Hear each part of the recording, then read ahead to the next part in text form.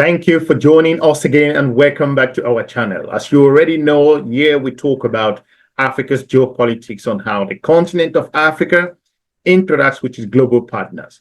But in this episode, I'll be looking at a recent interview by the Foreign Minister of Nigeria, where I think Nigeria as a major country in the continent of Africa has taken a back seat. Nigeria is not leading in the continent of Africa if you consider Nigeria's position. Based on my assessment with regards to the interview that I'm going to play in a moment, the Nigerian foreign minister failed to articulate Nigeria's position. The number of questions that came through, I think the Minister of Foreign Affairs had a platform where he could articulate Nigeria's position in West Africa, in ECOWAS, and more importantly, address the economic challenges that the country of Nigeria is facing at the moment, and where the government of President Bola Tinibu wants to take Nigeria further. I think as a geopolitical analyst, speaking to my other colleagues and experts around the region, the foreign minister failed, stumbled in a number of areas to give a clear direction on where Nigeria is heading to. First, a question that came with regards to Nigeria's position in ECOWAS. I think the minister went ahead talking about a number of other issues which were not relevant with regards to where Nigeria is going at the moment. Let's play the clip and we will join you on the other side. Minister, if I could just pick up that point that you made about the role Nigeria played in ECOMOG, the role Nigeria played in Liberia and Sierra Leone. Some will argue that over the past few years, it seems as if Nigeria has taken a back seat in its role, in its leadership role in diplomacy, in addressing security concerns in the region. And you've just outlined a new vision for foreign policy in the country. What could be done differently to address this concern that it's been over years that people have said it seems Nigeria has taken a back seat? What is your vision in terms of how you move things forward to elevate Nigeria back to playing that role that it's supposed to play in the region? Well, if you look at the Westphalian state system, countries are often restricted in how big a role they can play based on their economy, based on their military strength, and based on the relationships that they have with other countries. So in the case of Nigeria, if we were seen to have withdrawn to a certain extent, given our impeccable record as leaders of ECOMOG and settling Liberia, Sierra Leone, restoring democracy in those countries, it also has to do with the limitations that we were facing. So Lihilo, like I said, limited the kinetic weapons that we could get, even to serve as a deterrence to others, I think it was, well, this is the Wilson Center, but it was, I think, Teddy Roosevelt that said, tread softly but carry a big stick. So, to do that, you need you need those kinetic weapons as well too. So, yeah, but we're looking to change all of that because, and don't get me wrong, even at times when we seem to have receded in terms of projecting power and resolving problems, the problems of others, we still did a hell of a lot.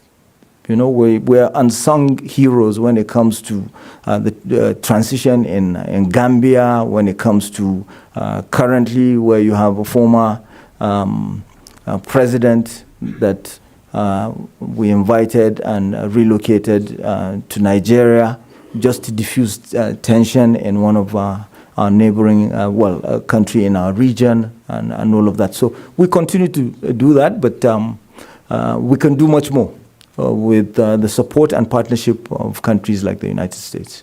So you're saying Nigeria is back under your watch? Nigeria was never away. I can imagine that there are a lot of questions in the room and online, as your remarks have really given us a lot to think on.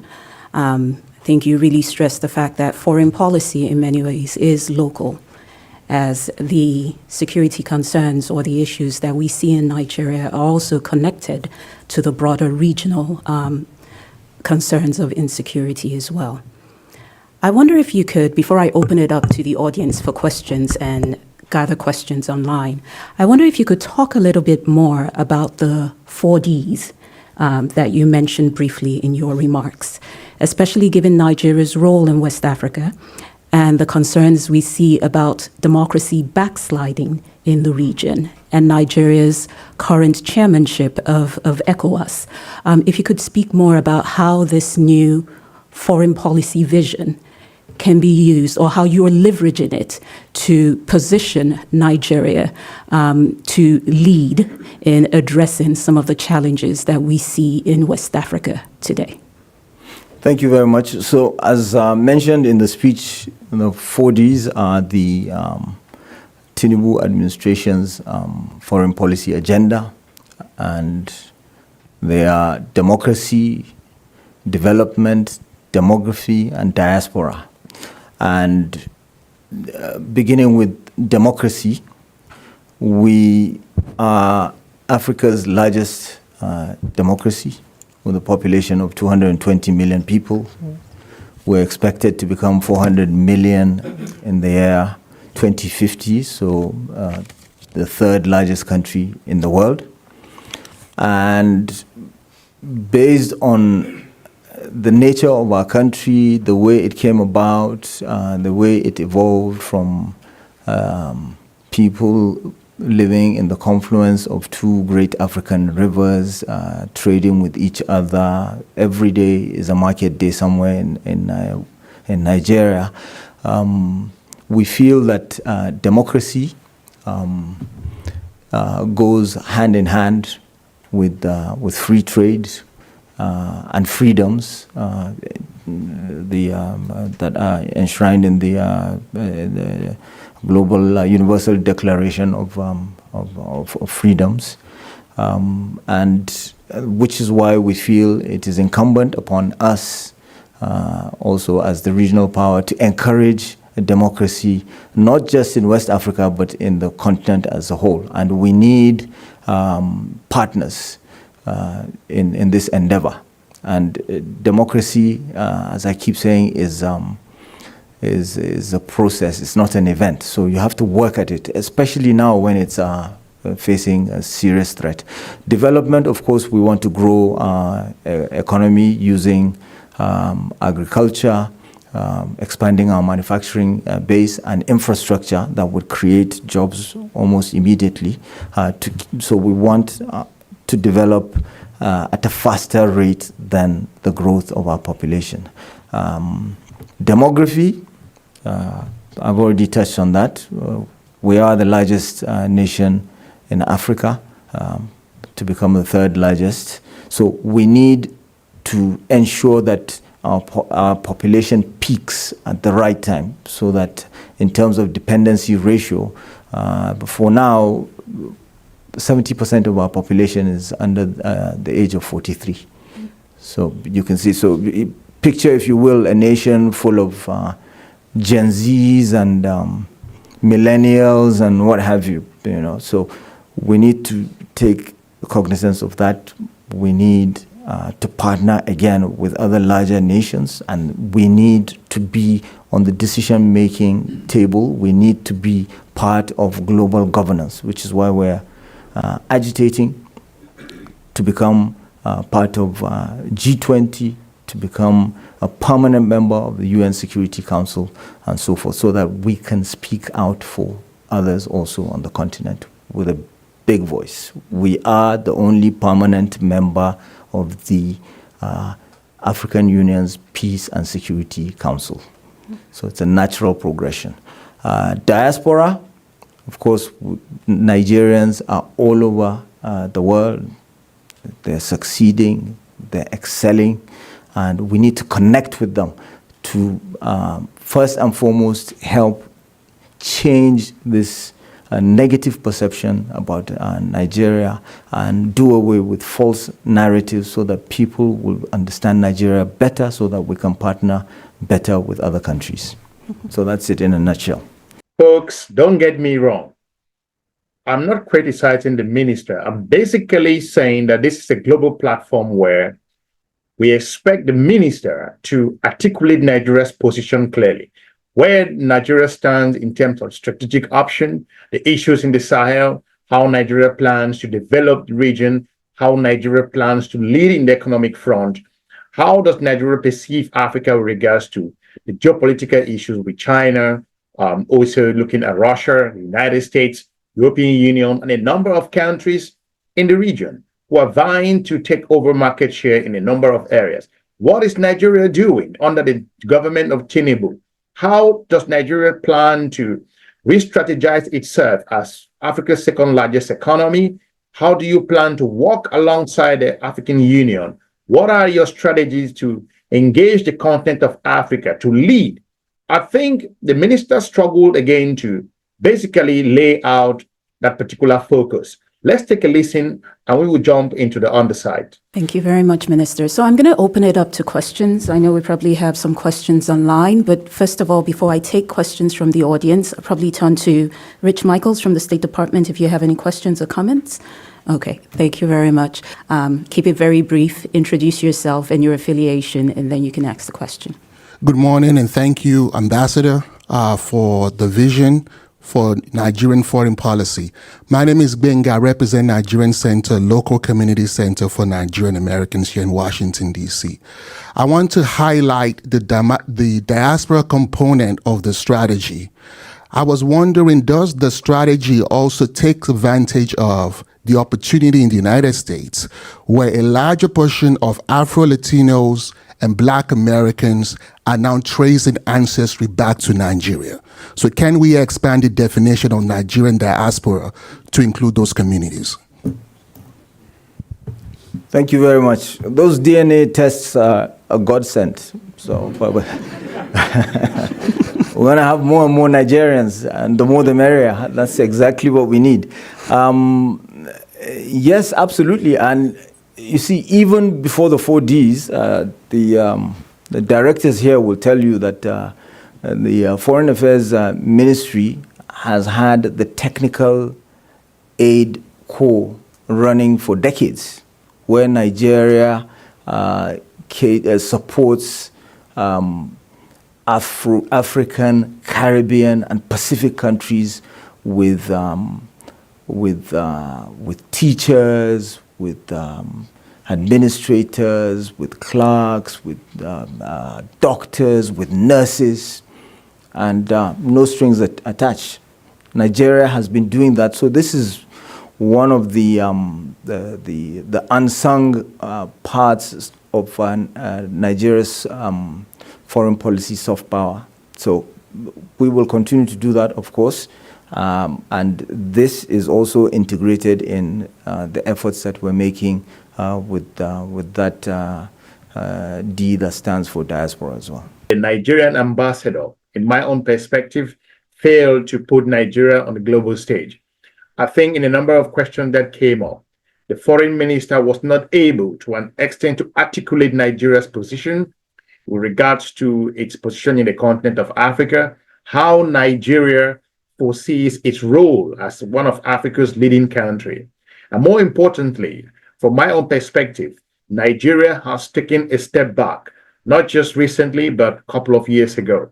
If you consider Nigeria's role in ECOWAS, that hasn't been something which can be written home about. If you look at what happened with regards to the relationship with the Sahel country, Nigeria came out really strong, saying that they really want to intervene in Niger at the time.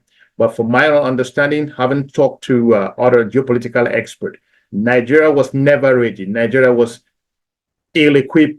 I won't say Nigeria, I would say ECOWAS was ill-equipped, had no enough weapons, and ECOWAS were not ready to go into Niger. ECOWAS was ill-prepared, lack of combat training. ECOWAS never had the right weapons or the equipment to go into the country of Niger. However, if you look at Niger, a vast country in the continent of Africa, Niger have been battling jihadists over the years, and Niger was ready. Forget about the AES that was formed recently. Niger was ready to engage Nigeria to an extent that Nigeria would have never seen before. We need more substance in situations like this where foreign ministers need to come out really strong to talk about the position, not talk about a country like Nigeria that is so important in the continent of Africa. I think that the foreign minister failed again to articulate the position of the government of Nigeria to tackle the current economic challenges in the country. On the aspect of economic development, AI, and also environmental issues, the minister was spot on in that area, and he went ahead to explain the question that came from the audience. I think he articulated the position where Nigeria is and what Nigeria is doing so far to lead that particular sector in the region. However, he talked about payments and other very important things. Let's take a listen to that, and we will join you on the other side. Now, going back to the point you made about foreign policy being local or being influenced by local events, we have a question here from an online audience asking about your thoughts on the current economic concerns in Nigeria and how partnerships that we seek with the U.S. or elsewhere can actually help address some of these economic challenges that we currently see in Nigeria today. Well, there are a lot of ways. Even beginning with health, there's a lot of collaboration going on. We're already getting quite a lot of support, activities of USAID. But beyond that, I would say trade and investment is key. I talked about developing infrastructure, Nigerian infrastructure. So there are a lot of ways that we can partner even further. Metals refining is one area. Nigeria has a lot of lithium that is being exported in the raw, processed and then sold to other countries. We're trying to interest U.S. Private sector in investing in metals refining. Other countries have already started doing that. So, but like I said earlier, the more the merrier for us. So this is one key area. When you look at infrastructure, part of the problem has to do with risk. There's always talk of political risk and financial risk. Where others develop cold feet, we feel the United States and its private sector is in a position to meet Nigeria halfway towards de-risking investment, towards the U.S. Exim Bank is already playing a very pivotal role, can do more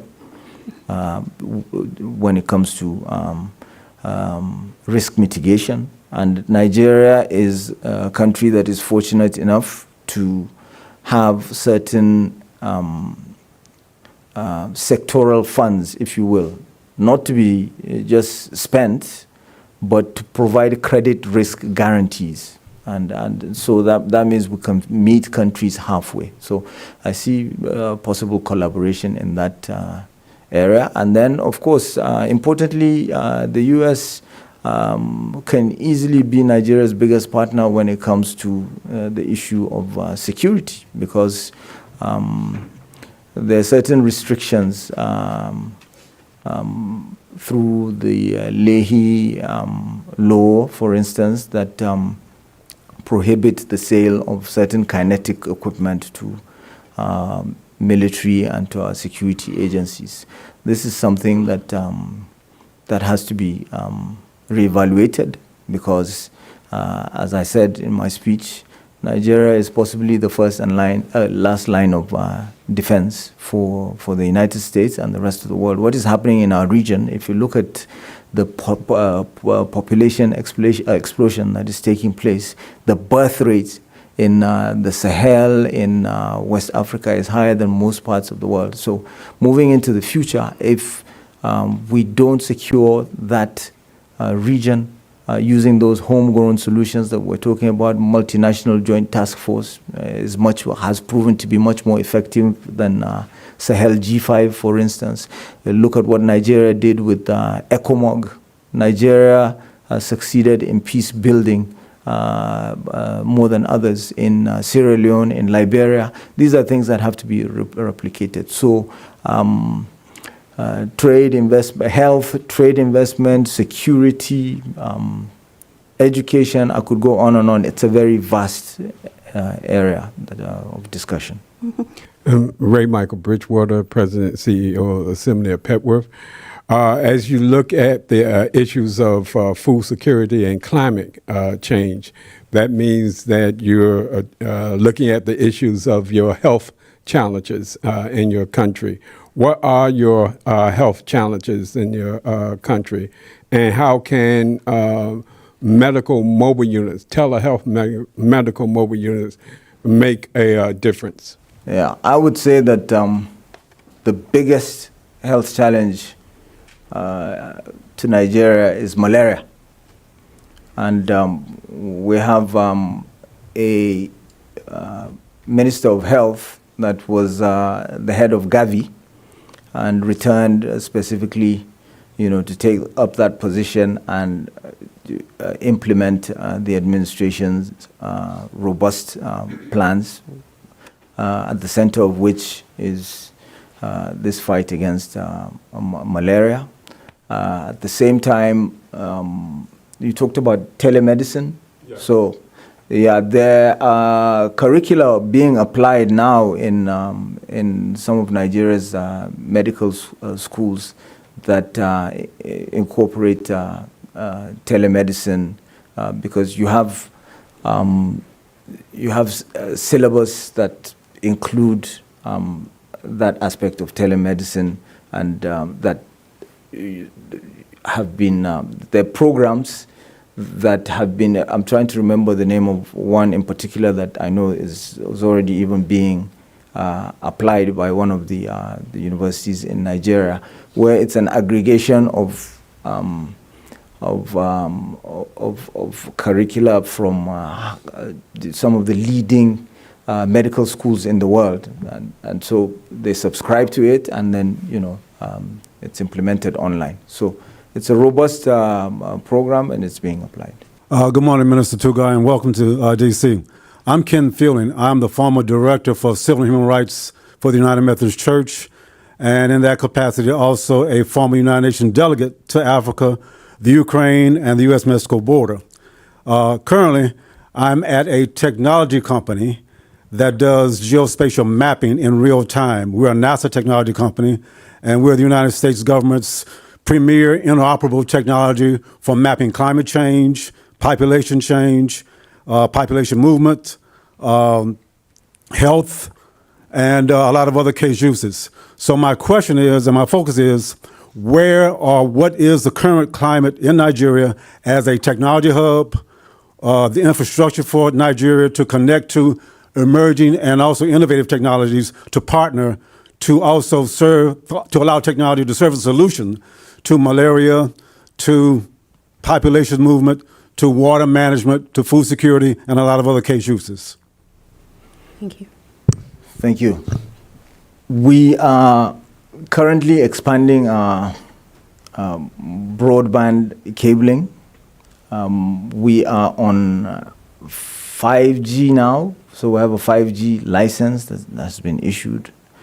And the Minister of Health, I think even quite recently, invited experts from around the world, and there was an event in Nigeria specifically dealing with the issue of application of technology, artificial intelligence to health solutions. So it's something that we want to tap into because we have a very youthful population that, everybody in Nigeria has a mobile phone. Doesn't matter how remote the village. So that, for one, unleashed so much potential, so much creativity in different sectors, in the medical field, so even the application of blockchain to dispensing medication, even in rural areas for accountability and all of. So there's a lot of that happening. And then the other end of it is the payment end, because we have a very sophisticated payment system. We've had it since 1994. It's called the Nigeria Interbank Settlement System. As a matter of fact, it's what Africa is adopting as a whole. So that is the Pan-African payment system. It's modeled after Nigeria's interbank settlement system that is collectively owned by all the banks in Nigeria and the Central Bank of Nigeria. It's, not to take anything away from my Kenyan brothers and sisters, it was far more advanced than M-Pesa. Even when the world only knew about M-Pesa, NIBS was much, much more advanced, and it's, what actually even unleashed all that fintech revolution that took place, and we ended up with unicorns and all sorts of huge gains. Thank you. Thank you very much. I appreciate your presence here, Mr. Minister. Thank you. I'm Leon Weintraub, a retired member of the U.S. Foreign Service who had the good fortune years ago to serve in Nigeria. You had mentioned several times the Global South and possibly interest in greater representation in the Security Council. I'm wondering if, as a leading member of the Global South, perhaps in conjunction with others, some countries that do come to mind are perhaps India or Brazil, if you have a strategy for perhaps a permanent seat on the Security Council with or without a veto. This is a worthy aspiration. I'm wondering if you have a way forward to perhaps help that move along. Yeah, we'll take the seat with the veto. Thank you very much. But yeah, you're right. We are talking to other Global South countries and partners. Nigeria was actually invited to India to participate in the G20 summit. I think was it the first time we were participating? Maybe second time, yeah. But India did that, so that it would give us the opportunity to engage on such issues and collab. And of course, Brazil is currently also the chair of, it's leading the G20. Again, there are discussions going on between us. So yes, we're trying to, you have certain propositions such as Ezulwini and others that, not everyone has quite agreed to, but it is generally agreed that the UN Security Council needs to be opened up, and that continents such as Africa need representation, and other regional powers also perhaps should be part of it. So what remains is to decide whether these seats should be permanent or not permanent, and how many and all of that. But I think it's an area where the United States can play the leadership role and push for a Nigeria to become a permanent member of the UN Security Council, as well as others. And I think, for me, I've gone round. I've talked to several countries and several leaders, and I am yet to meet anyone that says no, there shouldn't be a change or there shouldn't be a reform of the UN Security Council. Hopefully, we've informed you in regards to the importance of the Nigerian minister's interview, why such interviews have been watched globally, and if the minister cannot articulate the position of the country like Nigeria, it sends a lot of shockwave across Africa's geopolitical partners. Nigeria has retreated in its role as one of Africa's leading economies and also leading security nation, if we want to point out, based on Nigeria's importance in the West African region. But again, the minister was talking about ECOWAS and a whole number of other things concerning Liberia and a whole other issues which I think were not relevant to an extent. The minister needed to articulate Nigeria's position, what Nigeria is planning to do, the TINUBU's government, what they plan to do. So that to me was a red flag with regards to where Nigeria stands. I think that the foreign minister needs to take a look into this particular discussion and also push where Nigeria is anticipating that the country should be for the next 4 years and what Nigerians want to do. And if Nigeria is ready again to step up as one of those countries that are leading in the region. Leave us a comment. Tell us what you think with regards to this particular interview. If the minister was spot on, and where do you think the minister was right? And leave us a comment. Watch some of our other informative videos on this YouTube channel. We are looking forward to meeting you soon in our next episode. Have a good day. Bye-bye.